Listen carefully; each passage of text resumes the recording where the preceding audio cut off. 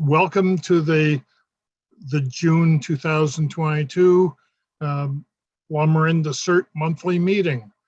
Our topic tonight is wildfire, and our primary speaker is Dennis Rein. Dennis, you want to share your screen and take it away? Sure. Thanks, Duncan.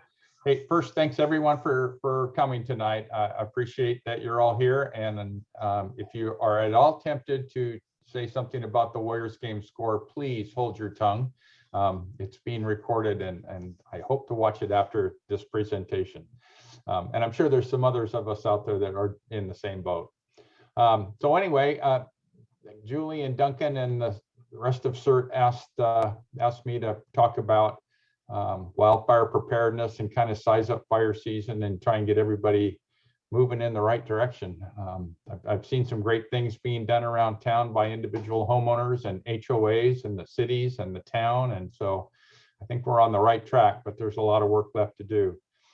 Chief Winokur may join us later. He is traveling out of state right now, but he's always excited about this topic and said if he gets a chance from someplace in the middle of Idaho, he's going to call in and hopefully we'll be able to answer any questions that Jeff and I can't answer. Jeff Isaacs is also on the call tonight. He's the MOFD fire marshal, and I think Jeff is driving too. So if he's not, I'm sure he'll join us as efficiently as possible. So I put together some slides, and it basically starts out talking about sort of where we are as far as a state and a local area in fire season, and it ends up with sort of some of the things that we can do to be better prepared and everything in between. So I think I will share my screen. We will go from here.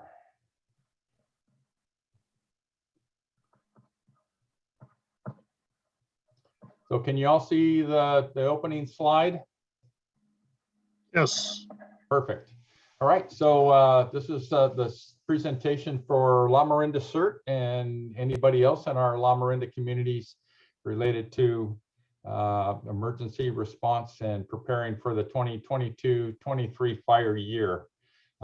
That's the last couple of years a relatively new term to the fire service. We used to have a fire season in California, and especially in the last 3 years, all of the fire agencies have started saying, yeah, it's not a season anymore. We have fires in California all year round. I think last year, well, for the last several years, we've had fires in December and January and February. So they're just not stopping anymore. So we have a little bit of a slow period if we do get some precipitation, but otherwise, we need to start thinking about things as we're going to have fire danger all year round. So drought, fuel conditions, and potential fire behavior. People affected in California by drought, 37.2 million of us. There are 58 counties in the state with USDA disaster designations due to drought right now. April 2022 was the 51st wettest April in 128 years. And interestingly enough, that this has been the driest year to date, including April 2022 has been in the past 128 years. So if you think about those numbers, and especially that 51st wettest April with all the precip we had in April, but we're still the driest year that California has experienced in 128 years. Doesn't bode well for where we are as far as potential for fire season.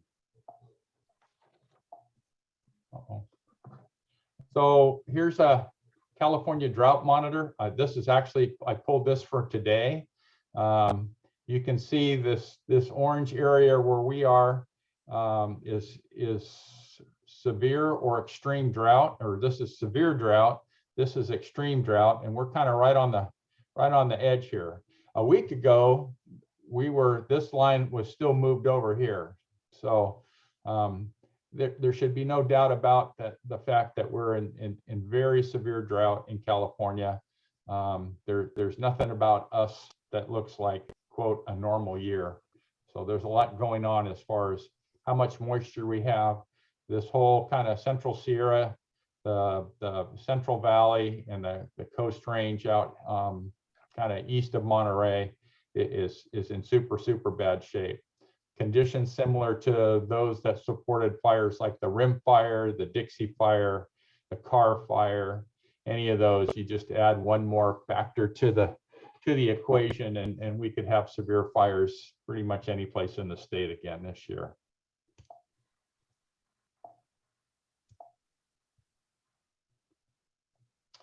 There's a couple of things that we as sort of fire service people and fuels managers look at as far as predicting the severity of fire season. And one of those is this energy release component. And it really is a long-term indicator of how much energy would be released in a given fire scenario. So the red line is the all-time worst. The gray line is average, and the blue line is where we are currently. And so this is broken out by area, and this is kind of the Diablo Range and Santa Cruz Mountains.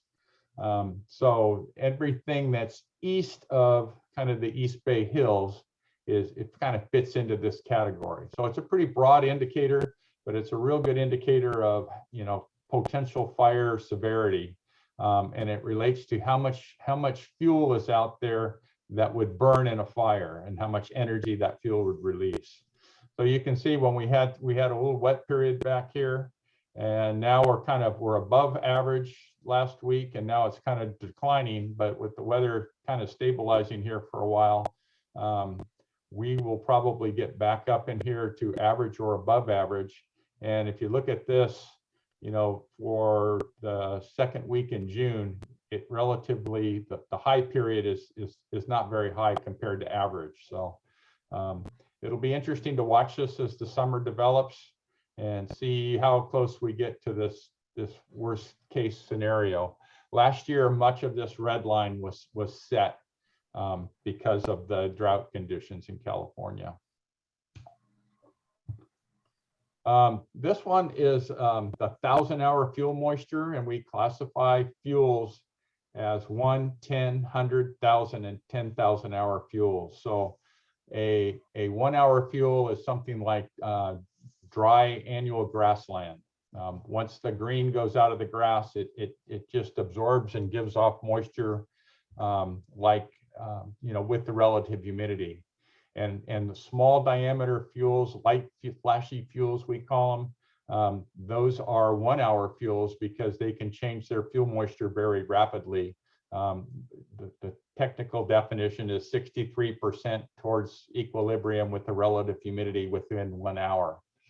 So a 10-hour fuel is something that would look a lot like a twig up to 1/4 inch.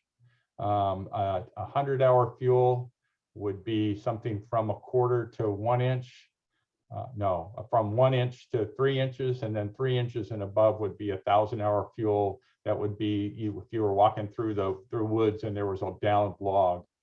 So 1,000-hour fuels is like, these are all those downed logs that are out there. And as this number gets lower, all those things like logs, dead wood, standing dead trees, those become available to burn in a fire.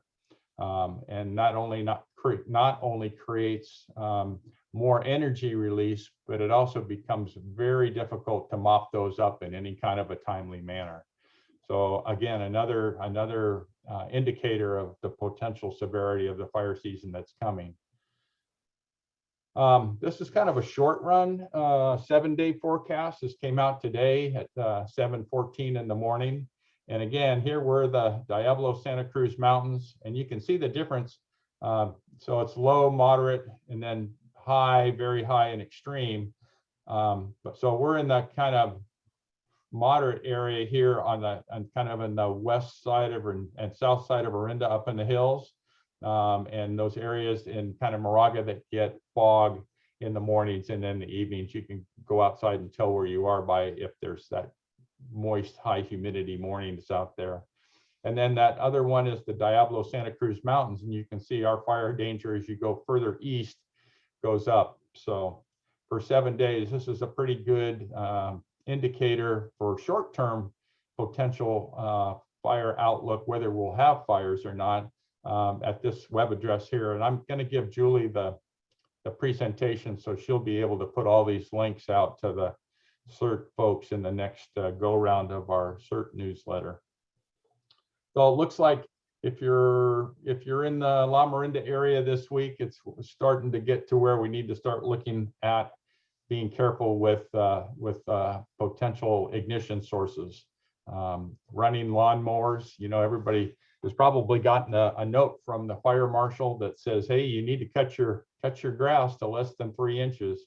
This is not the week to take a metal bladed lawnmower into dry grass and hit a rock. Potential for starting a fire is likely pretty high this week. So keeping track of where fire danger is, I just wanted to point this one out. There's a link at the top of the MOFD webpage that'll bring you to this page. And these are the fire danger signs that we have posted for the community around town. They are changed by volunteers as fire danger changes here in the district. So if you're driving around and you see one of those signs, when we get a change in the status of those fire danger signs, it usually takes us less than a couple of hours to update them. And then you'll see up here in this corner where it says red flags raised. Just wanted to bring everybody's attention, call everybody's attention to the red flags will be on these signs. Hopefully everyone has been able to see one and not experience a fire at the same time. So we're working with volunteers to keep those updated. And actually this year, the city of Lafayette is going to add, I think, 3 signs around around Lafayette, hosted by Contra Costa County Fire. So vegetation management to improve life safety and reduce wildfire risk. This is an old photo that I have of one of our old fire danger signs up in the hills. Just happened to stack their log deck right next to it. There are 3 factors that really control wildfire behavior, and that's fuel, weather, and topography. If you think about it for a minute, we really can't control the topography very much. The weather is going to do what it does. We can minimize our exposure by not doing high-risk activities during a fire weather event. And the one that we as residents and fire agencies have the most control over is the fuel. You've likely heard the discussion about we need to get more fire back into the environment, that some fire is good for California, but we've suppressed fires for so long that our fuel loading has gone so high that now there's so much fuel out there, so much energy is released in a wildfire that it really is damaging to the environment. So one way to get rid of that fuel is to go out there and cut it down and try and do something useful with it. I'm not sure what happened to this log deck, but we're always looking for ways to utilize lumber products and biomass that's created. There's just not a lot that are economically feasible at this point. But if you're concerned about wildfire, you should also be looking at fuels, because that's the one component that we have some ability to work with. So here's a short video I wanted to share with you. You may have seen this, hopefully not. It's a couple minutes long, and hopefully you'll enjoy this. Let me know if the sound doesn't come through.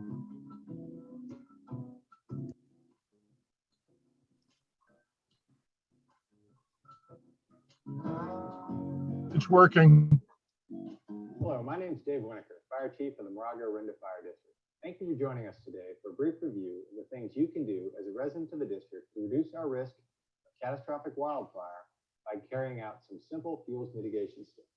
As we all know, catastrophic fire behavior in California over the last several years suggests we are in a new normal, where we can expect to see and experience the effects of large-scale wildfires in the future. In the face of a large-scale wildfire, it is possible that fire suppression resources will be overwhelmed and incapable of putting the fire out during the first operational period. During this critical time, work that has been done in advance to reduce the availability of combustible fuels or fuels mitigation will be critical to slowing or stopping the spread of fire, and allowing residents to execute an orderly evacuation along our existing roads. MOFD Ordinance 16-02, otherwise known as the Fire Code, requires the following of all properties. First, annual weeds and grasses must be cut to less than 3 inches. This includes recutting if late rains cause a regrowth of these same weeds and grasses. Secondly, non-irrigated shrubs and bushes must be broken up or removed so they do not form a continuous fuel bed. Third, the tree canopy must be trimmed or limbed and maintained in such a manner that there is at least a 5-foot air gap between the lower portions of the canopy and either the ground or any fuels that are on the ground underneath the tree. Fourth, any dead or dying trees must be removed and taken down. And fifth, the roadside must be maintained in a manner that vegetation does not encroach within 3 feet horizontally or 15 feet vertically of the asphalt. Now let's go take a look at some examples of what this means. In this example, we see a regrowth of annual grasses and weeds that will require additional cutting. We also see ground fuels that are encroaching on the tree canopy. This will require removal of the brush and a raising of the tree canopy through trimming and limbing to create at least a 5-foot air gap between the lower branches and foliage and the ground. In this example, we see a continuous fuel bed of unirrigated brush that is also encroaching on the roadside. In the background, we can see where the brush is communicating directly with the tree canopy. This parcel will require additional work to clear the brush back from the roadside, to break it up so it does not form a continuous fuel bed, and trimming or limbing of the tree to create at least a 5-foot air gap between the canopy and the brush. In this example, we see a dead or dying tree, as well as vegetation that is encroaching on the roadside. This parcel will require additional work to remove the dead elements of the tree and to clear the vegetation back to maintain at least 3 feet horizontally and 15 feet vertically of clearance along the roadside. Here we see an example of a parcel that is in compliance with the fire code. Annual grasses and weeds have been cut back to a height of no greater than 3 inches, and the trees and ground fuels have been trimmed to create a 5-foot air gap between the canopy and the ground. We would like to see all parcels looking like this one. Here is another example of what right looks like. All ground fuels have been removed. Brush and other combustible material have been cleared back from the roadside, and the tree canopies have been lifted to create at least a 5-foot air gap. Thank you for joining us, and thank you in advance for doing the work on your parcel to make our community safer. For more information, please visit our website at www.mofd.org. And please be safe and do your part to prepare for wildfire.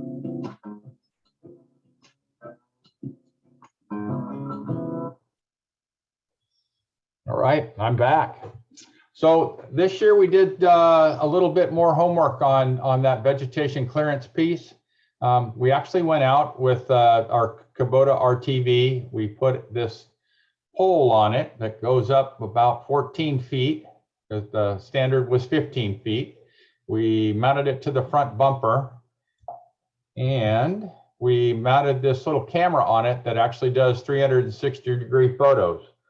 So in the wee hours of the Memorial Day weekend, myself and Charlie McNulty, one of the CERT instructors / volunteers with the Communication Support Unit, drove all the evacuation routes in Moraga and Orinda. And here's what we saw. See if this will work.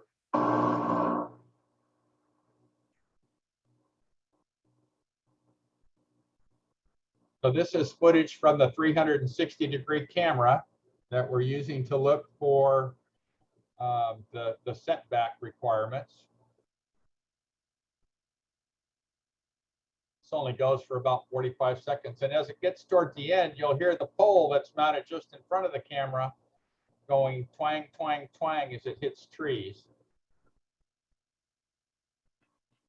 There was one.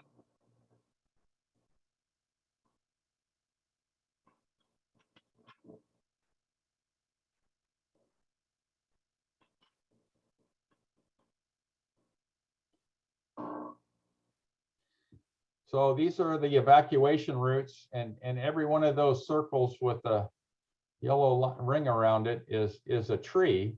On this scale, it's pretty difficult to tell, but we drove St. Mary's Road to the Moraga town limit, Rein Boulevard, Glorietta, Moraga Way, Moraga Road, Overhill, one of the other little streets along Overhill. We drove Muth, St. Stephen's, Charles Hill, Orinda Woods, Minor, Terry Lane, Sleepy Hollow Lane, and Camino Pablo out to Bear Creek Road. So when you zoom in on this, every time that the pole hit a tree that was less than 15 feet, we would log its location and the time that we noted that encroachment. And so when you zoom in on that, it actually gives us a pretty good location of all the trees on all those routes and which side of the road they're on and where they are. So Jeff's prevention staff, and Jeff, feel free to jump in here, has been going through this, notifying people that they need to clean up their either roadside clearance or their tree clearance. So the idea is that if we have to have an evacuation in town, we also would like to be able to get fire apparatus to the incident without blocking the roadway, and we want to allow people to get out. There are several areas where we can't get the fire engine far enough off the roadway without that clearance that, you know, catastrophically in several other incidents, the Skyway up in Paradise, the Oakland Hills, the tunnel fire in Oakland, where one vehicle was blocking the road, caused several other people to perish behind them. So the prevention staff is working very hard to notify people about their vegetation encroachment on our evacuation routes. Along those lines, the district is just the second year of our Fire Adapted Community Ambassador Program. This is one of our training sessions where we bring people out, volunteers from the community. If you have concerns about whether or not your property meets the fire code and or want to know what things you can do to make your home safer from wildfire, you can schedule an appointment with our Fire Adapted Community Ambassadors. They will come to your home and take as much time as you want or need to walk around and show you some of the things that we've trained them to look for. The little checkerboard thing that's on your screen right now is a QR code. If you have a iPhone or a smartphone, you can open your camera and hold it up to that, and it will take you directly to the link where you can fill out a quick little form and get a Fire Adapted Community Ambassador assessment scheduled. The nice thing about the assessments is there's no enforcement involved. It's simply and designed to be only educational. We want you to be as safe as we can help you be, knowing that there's 14,000 parcels in the Moraga-Orinda Fire District.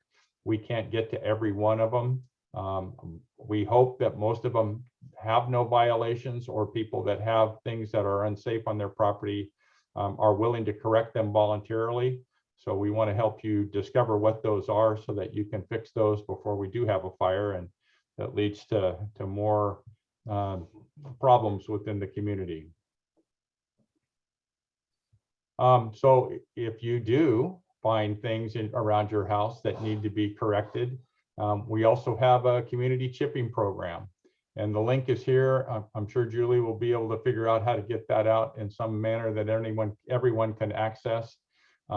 If you create, especially if you get some of your neighbors and create the largest pile of cut vegetative material that you can, we are happy to come and chip it at no cost to you, either in the city of Orinda, the town of Moraga, Bollinger Canyon, or the community of Canyon. So we are trying to support you to be as safe as possible again. And then this page I thought I'd throw in here. If you are thinking that you're in compliance with the fire code, or that your home is relatively fire safe, we would like to know that. We're trying to build a map of where compliant structures are, where people have done the work, where fire safe landscaping has been implemented. And so again, on our webpage, the link is at the bottom of this page.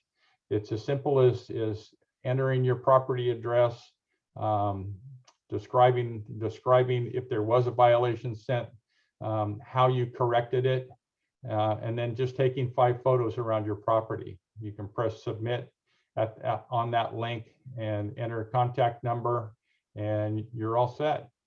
So we're looking to paint a picture of our fire safety in Moraga and Orinda, and you can be part of that if you care to participate. So again, the links will be in the presentation that gets sent out. I thought I'd also like to talk about some resources to maintain situational awareness as we get into fire season. It's still pretty early, but there's some things that you should be aware of. One, thanks to Duncan and some other folks, all of the cities, Contra Costa County Fire, MOFD, and CERT, we are republishing the Lamorinda Residents Guide to Wildfire Preparedness and Evacuation. It's kind of a all one-stop shop for everything you need to know about getting ready for wildfire, and also adding in evacuation tips. Duncan did a great job this year creating a Lamorinda CERT evacuate documents and resources page. That link is also coming up later, where there's a whole bunch of information that's there for the getting about that. And Duncan, this should be out, I'm thinking, by mid-July, and it'll be mailed to all the residents in Lamorinda. It's due to be in their mailboxes the end of June. All right, perfect. Just in time for the 4th. So look forward to that. And Dennis, the easier link on that, if you go back to the previous slide, the link for all the resources is https://Lamorinda CERT, or pardon me, resource.lamorinda.cert.org. Very good. I think I have that next slide down or so. It's coming. Oh, okay. Very good. I'd love to, if you could raise your hands. I should have put a little survey in there, but I wanted everybody to be aware of this page. It's community.zonehaven.com. Again, there are links on the CERT resources page to here. If in the event of an evacuation, you will be contacted by the county's community warning system. But for the public and residents, this is another resource that is out there that the county is linking to, that shows by area within our community what the status is of a particular evacuation. At that community.zonehaven.com address, you can actually enter your address. It will show you, it will find your zone and tell you what the status of that zone is. Earlier this year, we did an evacuation exercise, a functional one with the community of Canyon. And when we had everybody came to one place, because it was a relatively small group, they were able to take a QR code and tell themselves when it was okay to repopulate, go back home, based on what this map showed them. So it's very up to date. If there is an evacuation, the county, I was talking to the person at the county that's in charge of this morning, and they used it last week on a fire out at Vasco Road and Marsh Creek Road out in that area. So this is another innovation by Lamorinda first, but now the entire county is using that system. So keep that one in your bag of tricks. And then this is a link to Alert Wildfire. We have been very fortunate that John Cornell from the city of Lafayette was an early supporter of Alert Wildfire cameras. I think we have 11 or 12 cameras that surround Lamorinda. If we do have a fire or you smell smoke, this is a really good resource to go to see roughly where the fire is or what the fire is doing. The little blue arrows over here on the map to my right show where cameras are, and the arrow shows which direction they're facing. This yellow one is the Mulholland Ridge camera, so it's up on top of Donald Drive along Mulholland Ridge, way out at the end. And you can see it has very good view all the way from Rein Boulevard all the way around to kind of the Moraga Country Club and Sanders Ranch, Rocky Ridge, and those places. So one of the things that we'll be doing on 4th of July is tiling the display for these cameras. And so that'll give us the ability to look at all of the Lamorinda cameras and any other ones that we want to put in here. And we're actually going to do kind of a virtual fire watch using these cameras. We'll put something out to the CERT community that if you want to join the virtual fire watch, this link will bring up all these cameras, and we'll probably add a few more before the 4th. It gives us a great opportunity to sort of look for smokes and report things early. And then the communication centers can pan, tilt, and zoom the camera. So if there is fire activity, gives them a really good idea of what's going on, because they can zoom in quite a bit and drive the cameras around. So another good resource to maintain our situational awareness. I'm not sure how many calls we get when we get smoke blowing in from large fires in other parts of the state, but this is a good way, if it's not too smoky, for us to look around and see what's going on in our immediate area. No presentation from me would be complete without a plug for everyone needs to sign up for the community warning system. Super important. In a life-threatening emergency, this is how you would get notified. So there's the web address right here. And when you get to this page, you just click on the click to register button, and it'll take you right to where you need to be. The advantage of being in the community warning system is you will get information firsthand from the county sheriff's office, regardless of the city that you live in. And then the Zone Haven page that I talked about earlier, that's the Know Your Zone button up here. You can also access that page through the county's community warning system and the Know Your Zone link there. So after you sign up for the community warning system, you need to work on your cell phone a little bit.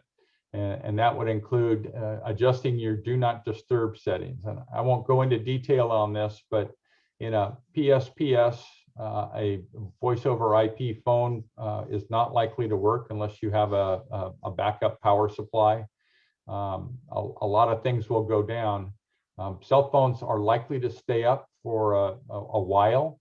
I don't know how long that is, but hopefully long enough that you can get a message. One of the things that we've experienced is that if your phone is set to do not disturb between, like mine is, 10 p.m. and 7 a.m., all those messages don't go through. So there's a 12-step process, and 7 on an Android, that you can adjust your phone and add the county community warning system number to that to ensure that you'll get those messages in a timely fashion. One thing, if we do have to do an evacuation, that law enforcement and fire districts are recommending, if there's time and if it is safe, we recommend that you go one house either side and make sure your neighbors know what the situation is and encourage them to take the recommended action that came out in the alert that you received. And then some early fire season prescribed fire and fuels management projects that we're working on in the district.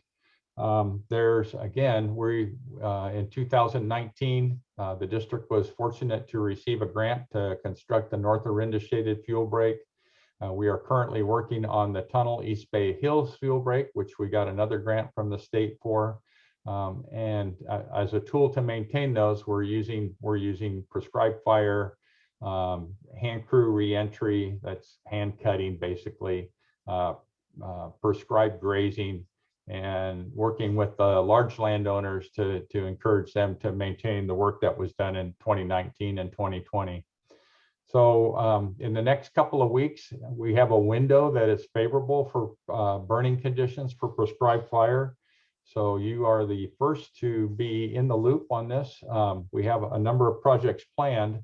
On Saturday this week, we've been working with the Air Quality Management District, the school district, the Friends of the Wagner Ranch Nature Area, and local fire agencies.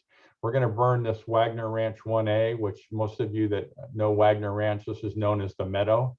Reg Barrett has gone in and done some prep work on it for us. So this is scheduled for this Saturday morning. We're going to try and do it early in the morning so we don't disrupt any sports field activities, but that one's on the list. These other ones will be hopefully later this year. The picture that actually I think I have a video of when we burned this lower Wildcat 4A, and I'll give you some idea of what we're looking for as far as fire behavior there. So this is right adjacent to Camino Pablo at Wildcat Canyon Road. And you can see one of Jacob Arola, one of our CERT instructor fire captains, is working on prepping this area, burning it with his drip torch out there. So what we typically try and do is create low intensity backing fire. So it's kind of having to fight both the wind and the slope and just eating its way back down the hill. The idea is to consume as much of the ground fuels as possible. This was the first entry of fire into this little roadside burn. And there's quite a bit of larger fuels in here. And you know, if you remember back earlier in my talk, there were some 1 hour fuels that carried the fire, but there was a lot of tens and hundreds in here. So the first burn through, we removed a lot of that. Next time you drive out Camino Pablo towards Bear Creek Road, look off to that kind of west side or south side of the road, and it hardly looks like this was burned at all. So we're going to be not doing this one right away, but the Meadow we'll be doing Saturday. Here's some other projects. We'd like to come in and burn this Bear Ridge 1A. Again, I'll have some photos of that I'll show you in a minute. And then I'm working with our partners at CAL FIRE to widen out Bear Creek Road. This was all hand cut with the fuel break project, as well as this was all, the brush was reduced in here. We're trying to keep the brush from re-encroaching or from encroaching back into these plots and encouraging the native plants and grasses to come back. CAL FIRE, since this is a state responsibility area because it's just outside the Orinda city limits, they have to review the burn plan and be partners with that. So it's a little more complex. These back inside here, because of the size of the polygon, it doesn't necessarily mean that we'll burn the whole thing, but we would like to get some ridgetop fuel breaks burned in up here. And then Bear Ridge, which is this area down between Briones Reservoir, Bear Ridge Road, and Sand Hill. This is when we burned it the first time. And again, you'll note the fire behavior is creeping back down the hill against the wind, very low fire intensity. And what we'd like to do is come in and burn about this far down again to widen out the road and create a bomber fuel break in here. And then this is what was left after we burned it the first time, and there was a lot of heavy material left in here. We will come back this fall when that heavy material is a lot drier and try and burn off that widened fuel break, including the road, back down into the bottom of that canyon. And then Friday, this for you, those of you that live in Moraga, we're going back to Painted Rock for a training burn, but it's also a resource burn. And talking with Battalion Chief Galing, we're going to try and burn Unit 1 first, and then I think he wants to flip over the ridge and burn Unit 10 here. So we'll be a little further away from everybody unless you live up in the Bella Vista area. So that's the plan as I know it for now, but there will be some smoke in the Painted Rock area, hopefully Friday, either in this Unit 1 or Unit 10.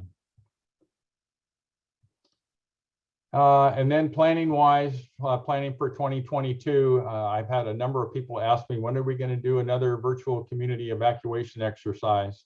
I talked to the folks at the county community warning system this morning, and we've got it set up for Saturday, September 3rd, early in the morning at 7:30 in the morning. Probably start receiving alerts around 8. We will set it up much like we have done in the past, where there's a small contingent of police, fire, and OES personnel that meet at one of the fire stations. They have to review a scenario, decide on their actions. We'll send alerts out to a small group at first, and then our intention is to basically test the community warning system throughout the rest of Lamorinda Canyon and Bollinger Canyon. So put it on your calendar, get some rest on Friday night, September 2nd, because you'll get hopefully you will get a big ping on your cell phone on Saturday morning around 8 o'clock on the 3rd. And I think that is the end of that. So with that, I think Jeff's still on the line, and I see Chief Winokur is here. If anybody has any questions, I've got definitely a panel of experts to answer any questions about the fire code, fire safety, or anything else you have. So if it's okay with you, Julie, we can open it up to questions for the staff.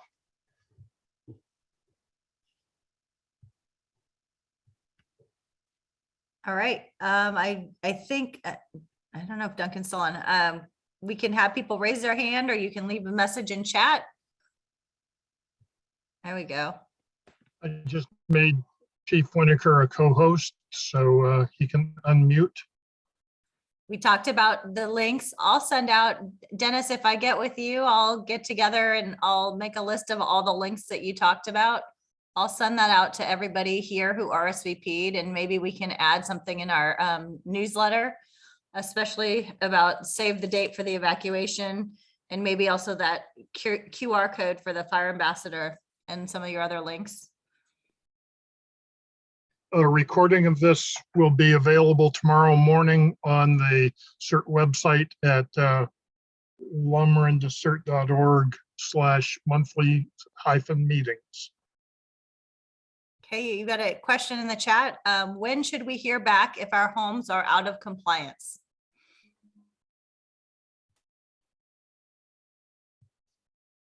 Jeff, do you want to take that one? Are you out there? Yeah, I can take that one.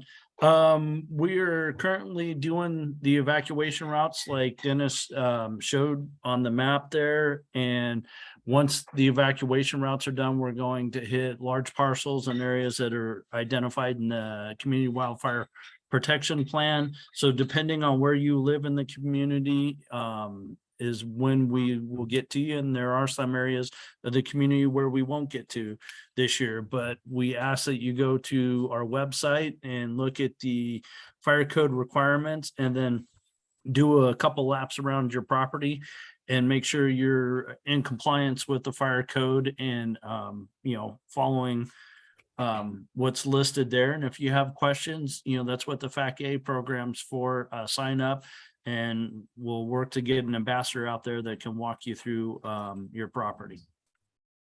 Thanks. That was super helpful. I appreciate it. Thanks, Andrew. I have another one. What is the status of removal of dead trees and brush along Highway 24? That's a great question. The state-owned property that's along 24 is outside it's within the fire district, but it's outside our jurisdiction. We don't have any authority over state-owned lands. CAL FIRE received a fair amount of money from their internal budget process for the removal of trees. That said, it has some starts and stops, and currently, at least based on observation, all of their work's being done over along Highway 13.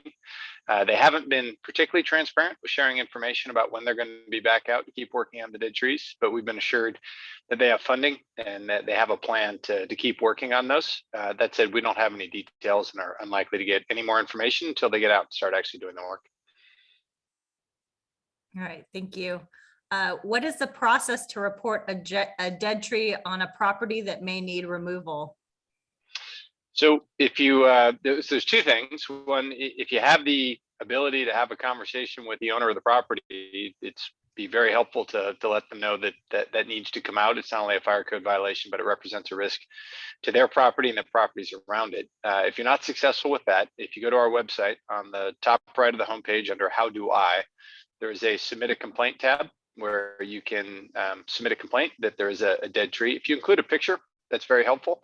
That said, as Jeff alluded to, though, we won't be able to turn to on complaints until at least the beginning of July, and then we'll be working through the backlog that have accumulated while we have prioritized resources this month on the evacuation routes, government-owned property, the large undeveloped parcels within the city and town limits, and the areas that are prioritized in our CWPP.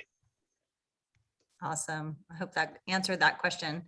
I have another question with regards to fire vents. I don't know, or house vents. I don't know if Dennis, you touched on that. Somebody's wondering if you have info on where residents can purchase the screens in bulk to replace the house vents.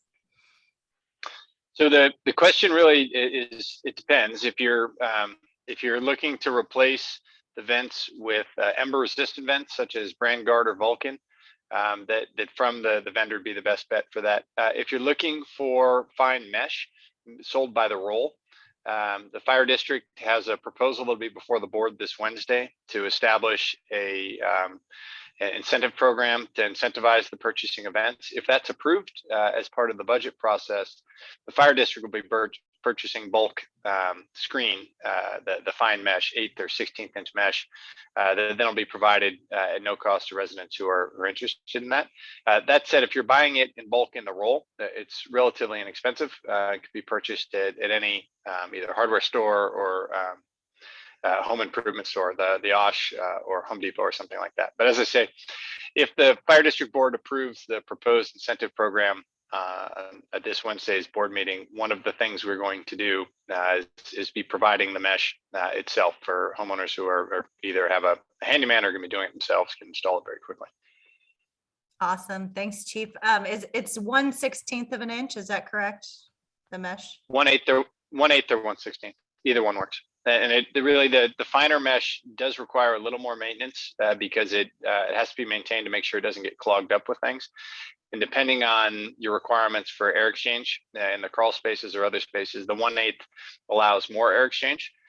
Both are effective against embers. Obviously, the finer mesh is more effective against embers, but it is a trade-off with less air movement. Great.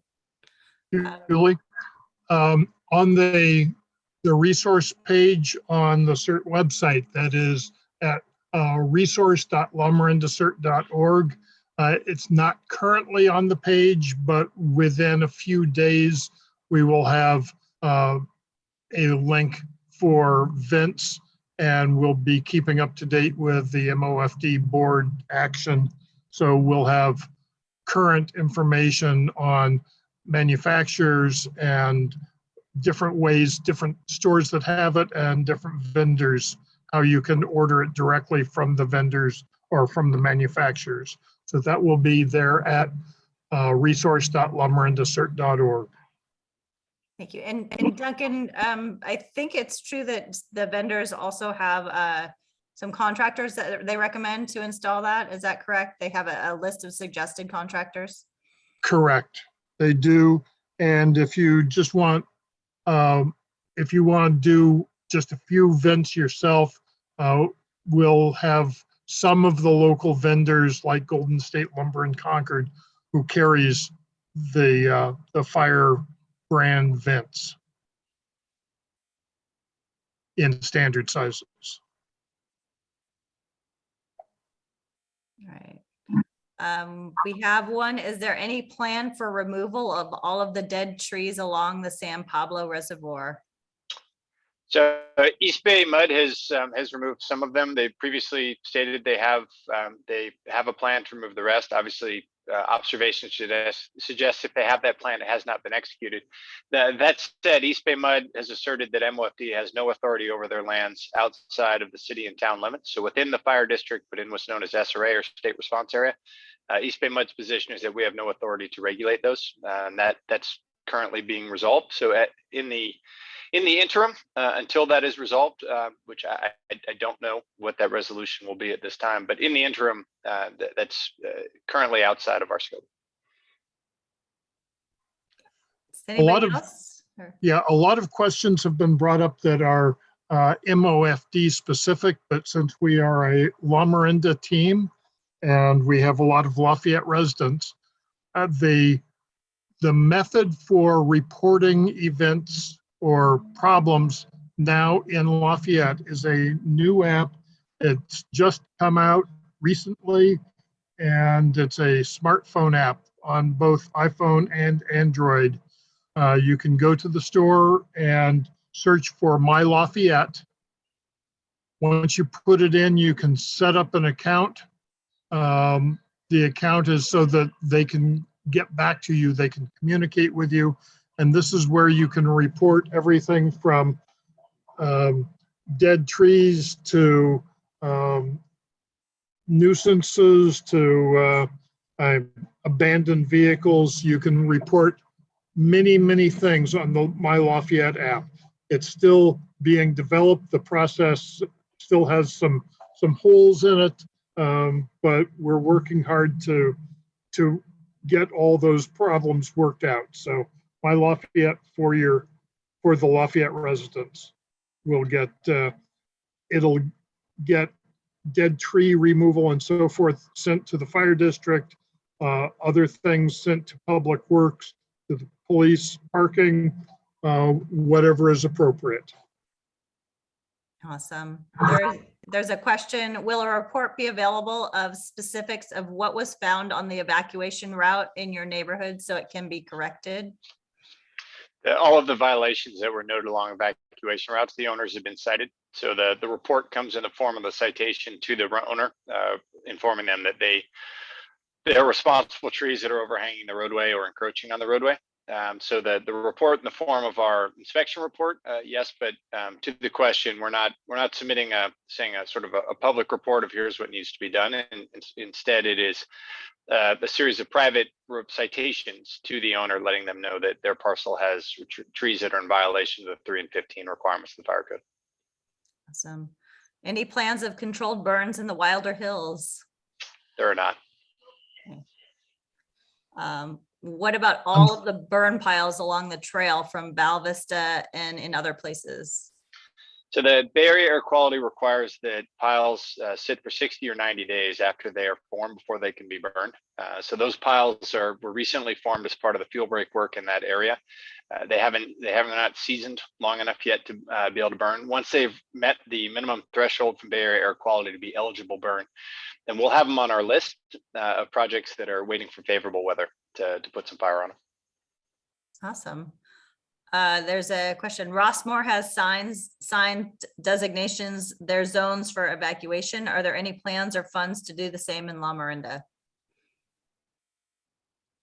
I'm not aware of that. Generally speaking, however, the zones are simply the system is not really designed where the zone number is particularly relevant to the resident. Certainly, residents are encouraged to take a look on the Zone Haven app and to be aware of it.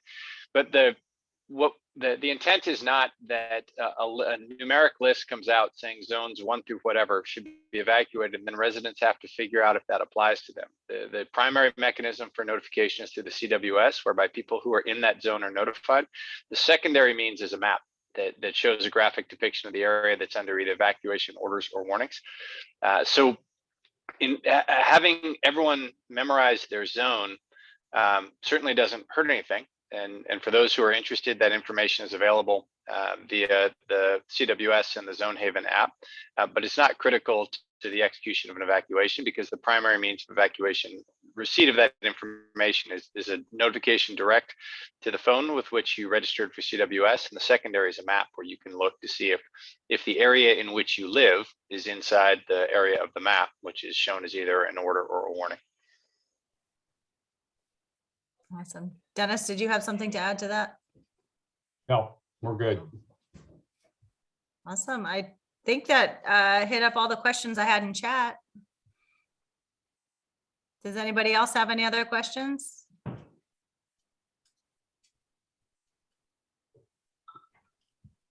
Hearing none, I'd like to remind everyone that while we're talking about fire, which is very important at this time of year, we had an earthquake a few weeks ago, which is just a wake up to remind us that earthquakes do happen whether or not it's wildfire season. We have drums, water drums that are needed following an earthquake. So we have the drum sale going on currently. The pickup will be August 12th and 13th. So get those pre-orders in on the supplies.lamorindaCERT.org website to get drums, fire extinguishers, and radios are available there. Also on the resource.lamorindaCERT.org page, there's a new hazardous plant list. Started out as the MOFD prohibited plant list, but in fact, they are really just hazardous plants. Some are prohibited in some cases, but it's a 4-page prohibited, or pardon me, hazardous plant list, and you can find it on the CERT website. And these are species that you should avoid having because of various reasons. Mostly it's because they burn very easily. In some cases, it's because they are toxic, and like oleander is toxic, and when it burns, anyone who breathes in smoke from the burning oleander can get very sick from inhaling the smoke. So I encourage everyone to download the hazardous plant list. It's a 4-page list. Is there anything else? Well, I have an announcement for radios. There is a GMRS CERT radio net the first Wednesday of every month. So our next GMRS radio net will be on July 6th. I hope you guys check in at 7 p.m. It's on radio channels 121 in Moraga, 122 in Orinda, and 123 in Lafayette. They will be linked, so you can choose whichever channel works best for you. And we also have the Art and Wine Festival coming up the 3rd weekend in September. We're already taking volunteers for traffic control. It's a fun event. It's always festive, and helping out, do your part, helps the community. It also helps CERT because we get some money for doing that, and that helps support our classes and our classroom supplies. And it also it gives you a little practice in the perishable skill of traffic control. It was super useful for us when we were doing the vaccine distributions and testing sites, and just having that that experience and learning and getting better at that. These events that are planned are wonderful to practice these skills at. So I encourage people to sign up for that. It is on our website, and it'll be in the newsletter. And I think that's all I've got. One other thing, the next meeting is July 11th. That's a disaster food tasting. We don't have the venue nailed down yet. We don't know if it'll be in the Orinda Garden Room or at the Jennifer Russell Building at the Lafayette Community Center. It'll be at one or the other. We just have to figure out which room is more available to us.